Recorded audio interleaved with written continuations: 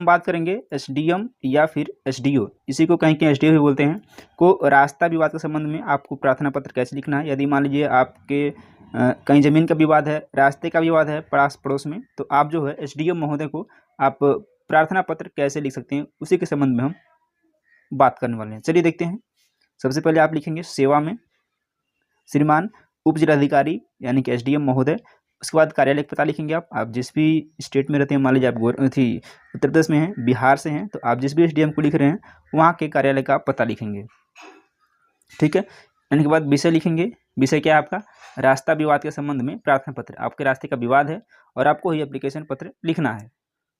ठीक है। इसके बाद जो है महोदय, सबने निवेदन है कि मैं प्रार्थी या फिर हम प्रार्थी, आप जो भी हैं अपना नाम लिखेंगे, सन ऑफ यानी अपने पिताजी का नाम लिखेंगे। उसके बाद अपना पूरा पता लिखेंगे। मान लीजिए सबने निवेदन है कि मैं प्रार्थी अजय कुमार सन ऑफ विजय, ग्राम कस्बा ग्राम, आप जहाँ भी रहते हैं वहाँ का एड्रेस आप लिखने के बाद एड्रेस लिखेंगे, का निवासी हूँ, का अस्थायी निवासी हूँ।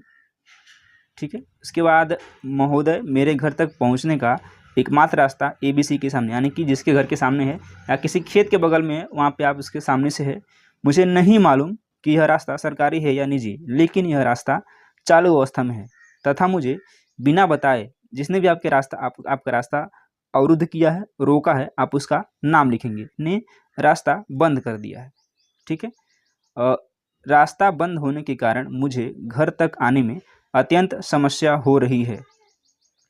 हमने ABC से यानी कि आपने अपने विरोधी से कहा तो वे लोग गाली गलौज और मारपीट पर उतर आए। यानी कि जिस तरह से भी आपका आपसी मनमुटाव हो, कोई ज़रूरी नहीं कि आप गाली गलौज मारपीट ही हुआ हो।